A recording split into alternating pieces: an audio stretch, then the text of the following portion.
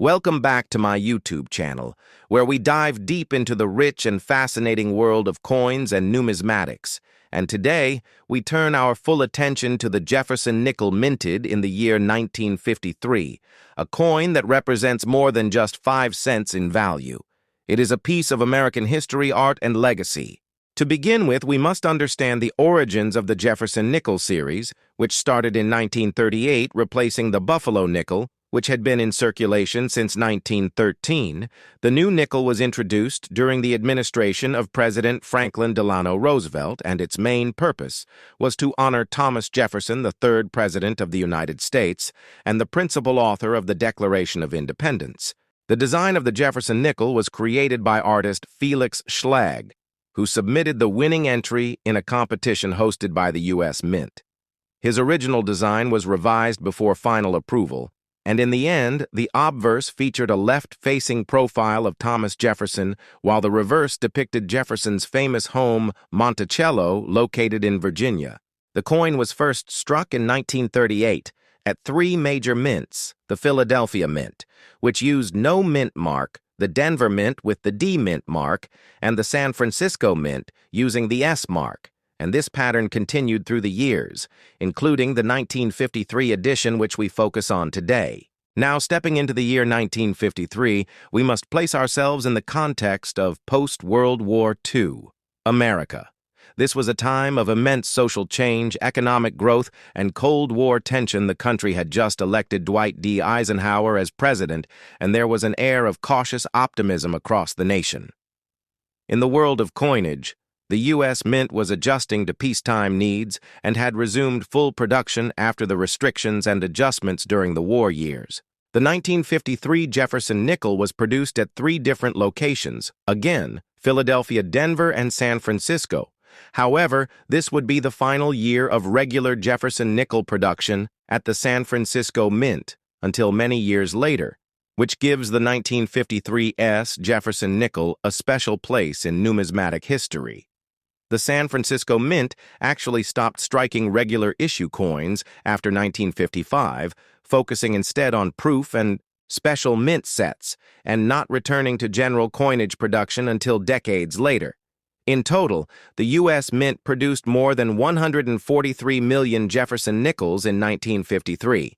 The Philadelphia Mint led the way with over 76 million coins, the Denver Mint struck over 59 million, and the San Francisco Mint contributed approximately 19 million, and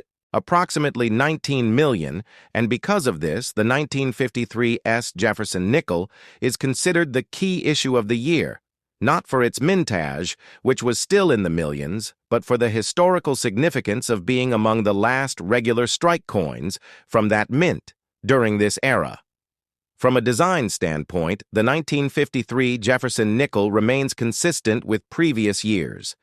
It features Thomas Jefferson on the obverse, with inscriptions along the rim, including "In God We Trust, Liberty," and the date.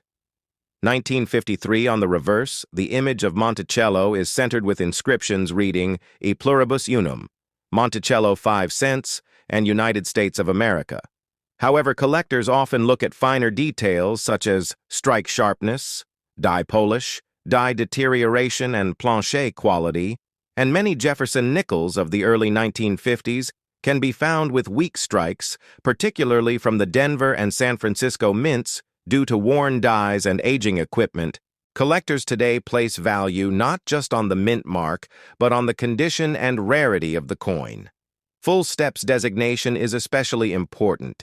This refers to the number of clearly visible steps on the Monticello building on the reverse side of the coins that exhibit 5 or 6 full steps without interruption are graded higher and are significantly more valuable in the market. The 1953 Jefferson Nickel from Philadelphia is notoriously hard to find with full steps, making those specimens particularly prized by advanced collectors. It is also important to note the changes happening at the U.S. Mint. During the early 1950s, the Mint was working to modernize its equipment and coinage process, but still relied on traditional mechanical presses and hand-prepared dies. This meant quality control was not as consistent as modern standards, and coins from this period often exhibit variations from die-wear doubled dies, re-punched mint marks, and even some planchet issues and errors. Errors and varieties of the 1953 Jefferson Nickel are an important part of its numismatic interest. Collectors have discovered re-punched mint marks, especially on the 1953S and 1953D issues, where the mint mark was punched more than once by hand, resulting in overlapping impressions. There are also examples of die cracks chips off center strikes and lamination errors, which add to the appeal for error coin collectors and specialists. Looking deeper into the economic and cultural aspects of 1953, the nickel remained a fundamental part of daily commerce. It was used in vending machines, jukeboxes, and transportation systems. A nickel could still buy a loaf of bread or a bus fare. In many places, the average American may not have thought twice about the 5-cent coin, but it circulated heavily and carried the story of Thomas Jefferson and American ideals into the hands of millions. Jefferson as a figure is a fitting choice for a coin. He was a visionary founding father and advocate for liberty and education, and the founder of the University of Virginia. His influence on American political philosophy remains profound, and his inclusion on a widely circulated coin helps keep his legacy alive to this day. As we continue this video, we will examine examples of high-grade 1953 Jefferson Nickels, look at certified population reports from grading agencies like PCGS and NGC, and analyze price trends in auctions and online markets. We will also explore stories from collectors who discovered these coins in circulation or inherited them from relatives, and we will discuss the role these nickels play in complete Jefferson Nickel sets and registry collections. We will take a close look at grading standards using visual examples to show the difference between a circulated coin, a mint state coin, and a full steps example, and we will compare these coins across the three mints, Philadelphia, Denver, and San Francisco, explaining the minor differences in DI characteristics, metal composition, and strike quality. As we continue our exploration of the 1953 Jefferson Nickel, it is important to look at the broader context of American coinage during the 1950s and how the values of this time were reflected in the coinage system. The early 1950s was a time of national rebuilding, industrial expansion, and growing prosperity, following the difficult years of World War II and the Great Depression. The United States Mint played a vital role in reflecting stability and continuity through its coin designs, and the Jefferson Nickel was a symbol of that era. The coin itself was struck in a composition of 75% copper and 25% nickel, a durable alloy that had proven effective since the late 1800s. This composition remained consistent. Despite changing demands for metal during wartime, the nickel itself was part of daily commerce. But it also represented technological achievement in minting processes that were becoming increasingly complex in the post-war years. The 1953 Jefferson Nickel featured no significant design changes from the 1938 original, but subtle shifts in die-wear strike sharpness and planchet quality make this year particularly important to specialists. There were significant inconsistencies in the strike quality of the Denver and San Francisco coins, and this adds layers of complexity to grading and valuation. The San Francisco Mint, which had a rich history dating back to the California Gold Rush, was nearing the end of its regular coinage run in 1953. This makes the 1953S issue not only a low mintage coin, but one of the last circulated coins produced by that mint before it transitioned to proof and collector sets only for the next several decades. Now let us go deeper into the minting process itself. In 1953, coins were still struck using screw presses and manually prepared dies. This meant that human error was more frequent and differences between coin batches were more visible. Mint marks were hand-punched onto dies, and this led to a wide variety of mint mark placements on 1953D and 1953S coins. The Jefferson nickel as a series is one of the most collected coin types in the United States. Many collectors build full date and mint mark sets with a focus on condition and varieties, and the 1953 coins provide a particularly interesting challenge for these collectors because of the limited availability of full-step specimens and the uneven quality of minting across locations. Let us look closely now at the full steps designation, which is awarded when the steps on the Monticello reverse are fully struck and separated. Collectors highly value this designation as it reflects the sharpest strikes and best preserved dies. Coins with 5 or 6 full steps are rare, especially from 1953, and this makes them highly sought after by advanced numismatists. In population reports from major grading companies like PCGS and NGC, we find that 1953 Jefferson Nickels in mint state with full steps are extremely limited in number and often command high premiums at auction.